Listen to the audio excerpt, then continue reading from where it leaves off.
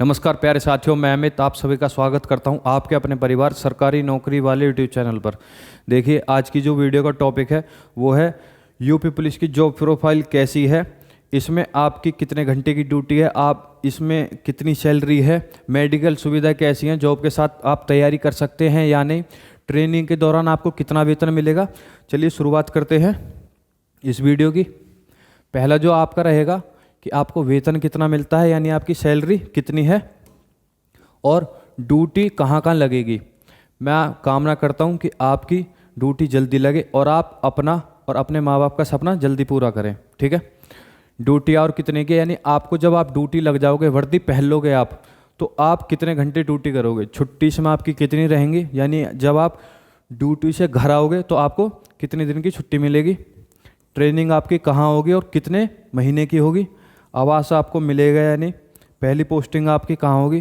पहली पोस्टिंग जब आप लग जाओगे तो बहुत ही ज़्यादा यादगार और सबसे सुनहरे पल आपके जीवन के वही होंगे।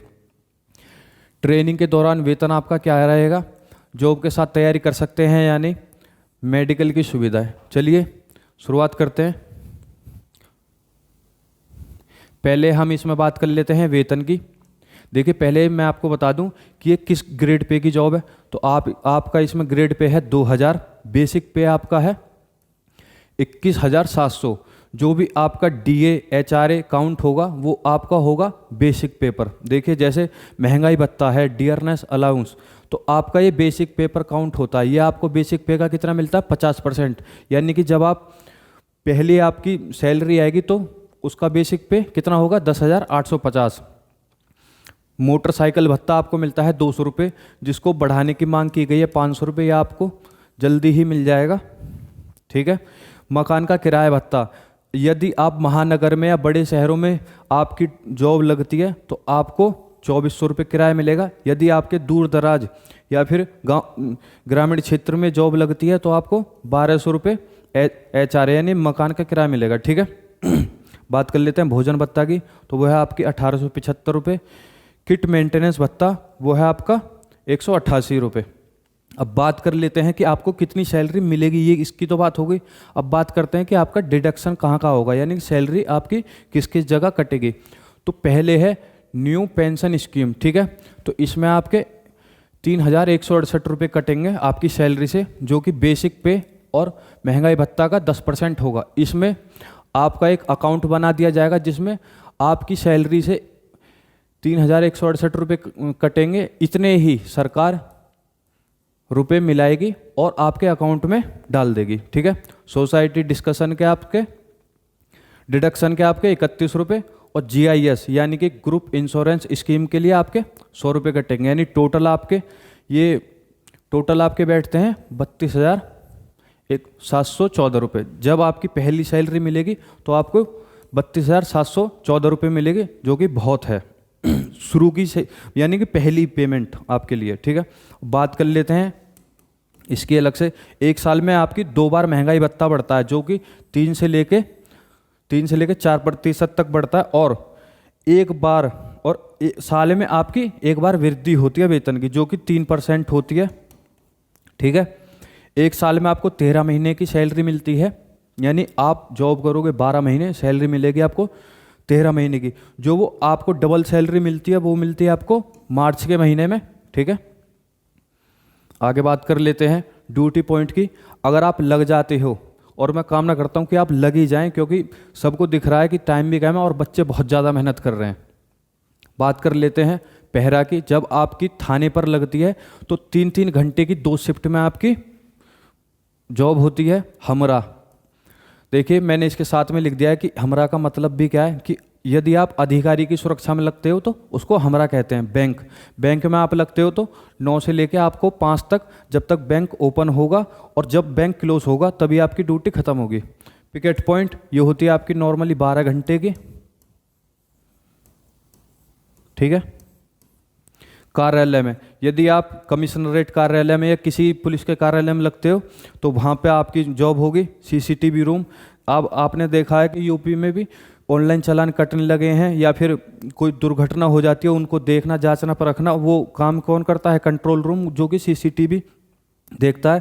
थाना परिसर में आपकी जॉब लग सकती है। तिराहा चौराहा आपने देखा होगा, जो खड़े रहते हैं मतलब कि हमारी सुरक्षा के लिए ही। और आपने देखा होगा मंदिर में, मेले में, जहाँ हमारी सुरक्षा के लिए यानी कि चोर उचक्कों को पकड़ने के लिए भी पुलिस वाले सुरक्षा में रहते हैं। सेकंड, मोबाइल, यानी कि अधिकारी के साथ गश्त पे जान, जब बड़ा अधिकारी किसी गश्त पर निकलता है तो उसके साथ आपकी जॉब लग सकती है। वाहन checking, anti Romeo, anti Romeo जो कि स्कूल कॉलेज की लड़कियों को चोर उचक्के या फिर लड़कियों को परेशान करते हैं, उसके लिए एक अलग स्क्वाड बना दी गई है, उसका नाम है एंटी रोमियो, उसमें भी आप लग सकते हैं। डाक ड्यूटी, आपने देखा होगा जब आप कोर्ट कचहरी जाते हैं तो उसमें पुलिस वाले अपराधी को लेने ले जाने के कागजी कार्रवाई करते हैं, तो उसी में भी आपकी जॉब लग सकती है। महिला हेल्प डेस्क, इसमें भी आपकी जॉब लग सकती है। यहाँ पे आपके सामान्य रूप से 2 कांस्टेबल होते हैं, ठीक है। बात करते हैं संदिग्ध वाहन चेकिंग, जब आप देखते हो कि किसी ज़िले में या फिर किसी पर्टिकुलर थाना क्षेत्र में क्राइम रेट बढ़ जाता है, चोरी बढ़ जाती हैं या फिर और मामले बढ़ जाते हैं, तो वाहन चेकिंग में आपकी जॉब लग सकती है। स्पेशल वीआईपी ड्यूटी, जैसे आप देखोगे विधायक या सांसद के साथ या फिर कोई बड़ा आदमी है, बिजनेसमैन है, उसके साथ आपकी क्या लग जाएगी, गनमैन की ड्यूटी लग जाएगी। CCTNS यानी कि कंप्यूटर ड्यूटी होती है ये आपकी, जिसमें आप लेखा जोखा रखते हो अपने ही साथ के बंदों का जो कि जॉब करते हैं, उसकी आपकी रवानगी का समय तथा वापसी का समय क्या है। और ये नॉर्मल जो जॉब होती है वो 8 घंटे की होती है। और जिन भी पुलिस वालों से मैंने बात की है तो सबसे आरामदायक जॉब आपकी यही बताई जाती है, CCTNS की, ठीक है। अगर आपको पढ़ना है और आपको आगे भी बढ़ना है, आपको पीसीएस वगैरह की तैयारी करनी है, तो सबसे बेस्ट जॉब आपके लिए यही है, ठीक है। आगे बढ़ते हैं ड्यूटी आवर की। वैसे ऑफिशियल में लिखा पढ़ी में तो आपकी 8 घंटे की है, बट आपको पता है कि पुलिस दिन रात जॉब करती है, तो इनकी कोई टाइमिंग की कोई फिक्स नहीं है, ठीक है। छुट्टी की बात कर लेते हैं तो 31 CL है, यानी कि कैजुअल लीव है आपकी, 30 CL है और 31 EL है, यानी कि आपकी टोटल एक वर्ष में छुट्टी कितनी हो जाती है, 61 आपकी छुट्टी हो जाती है टोटल। आगे बात कर लेते हैं ट्रेनिंग की। तो आपकी जो ट्रेनिंग होगी वो आपकी 6 महीने की होगी, ठीक है। और पहली पोस्टिंग की बात कर लेते हैं तो पहली पोस्टिंग सामान्य रूप से वहीं पे होती है जहाँ जिस ज़िले में आपकी ट्रेनिंग होगी उसी ज़िले में आपकी सामान्य रूप से क्या होती है, पहली पोस्टिंग हो जाती है। बात कर लेते हैं आवास की। देखिए, अगर आप किसी थाना में लगे हुए हैं, ठीक है, और वहाँ पर सरकारी क्वार्टर खाली है, ठीक है, सरकारी क्वार्टर खाली है, तो आपको तो देन आपको मिल जाएगा। अगर वो खाली नहीं है तो आपको बैरट या फिर प्राइवेट आवास, यानी कि जिसे बोल देते हैं किराए के घर पे भी आप रह सकते हो। अगर आप बैरक या फिर प्राइवेट आवास में रहते हो तो आपको HRA मिलेगा, यानी कि हाउस रेंट अलाउंस आपको मिलेगा, ठीक है। यदि आप क्वार्टर में रहते हो सरकारी तो आपको वो नहीं मिलेगा, जो कि होता है 1200 रुपये ग्रामीण के लिए और 2400 रुपये महानगर क्षेत्रों के लिए, ठीक है। बात आगे करते हैं मेडिकल की सुविधा। तो मेडिकल की सुविधा में जो जॉब करेगा सिर्फ उसी को मेडिकल की सुविधा नहीं है, साथ में साथ आपका जो पूरा परिवार है वो सुरक्षित होता है किसी दुर्घटना या मेडिकल इमरजेंसी के लिए, ठीक है। तो उसमें प्रत्येक सदस्य का, जितने भी आपके घर में मेंबर हैं, यानी जो आप पे आश्रित हैं, आपके माँ बाप बहन भाई जितने हैं, हर एक के नाम पर एक कार्ड बन जाएगा और हर साल आपको 5 लाख तक इसमें आप इलाज करा सकते हैं, ठीक है। ट्रेनिंग के दौरान वेतन बात कर लेते हैं। जितना आपको वेतन मिलेगा वो आपकी सैलरी, जितनी आपको लगते ही सैलरी मिलेगी वही आपकी ट्रेनिंग के दौरान आपको वेतन मिलता। पहले ये आधा मिलता था, अब ये इसको हटा करके पूरा का पूरा कर दिया, जो कि 32,700 रुपये 714 रुपये मिलेगी। मैंने आपको दिखाया भी था कि टोटल आपकी पहली सैलरी क्या होगी, 32,714 रुपये, ठीक है। और ये बढ़ती रहती है, यानी कि आपका DA महंगाई भत्ता हर साल में 2 बार बढ़ता है, जो कि 3 से लेकर 4% तक होता है। पोस्टिंग की मैंने बात कर ली, ठीक है। आगे बढ़ते हैं पोस्टिंग। जो आपकी पोस्टिंग होगी वो कहाँ कहाँ पर होती है। देखिए, अगर आप बागपत जिले के हो तो आप पूर्वी क्षेत्र में बलिया तक भी जा सकते हो।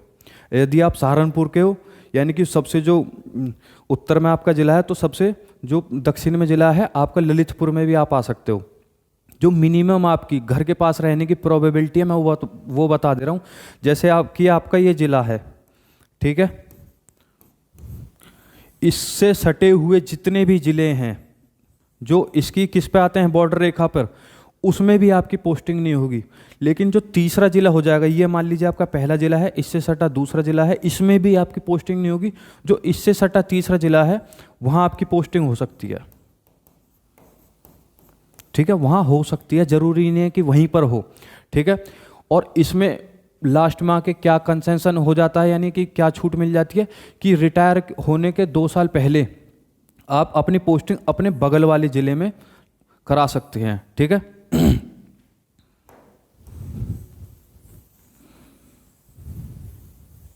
ठीक है।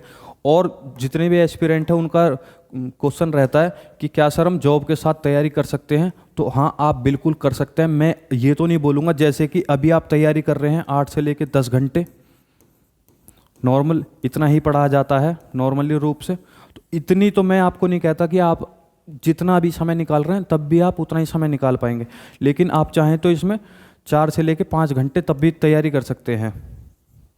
और बहुत सारे बंदे करते हुए मेरी पहचान में हैं, कई कांस्टेबल हैं जो 4 से 5 घंटे करके तैयारी 2018 में आपके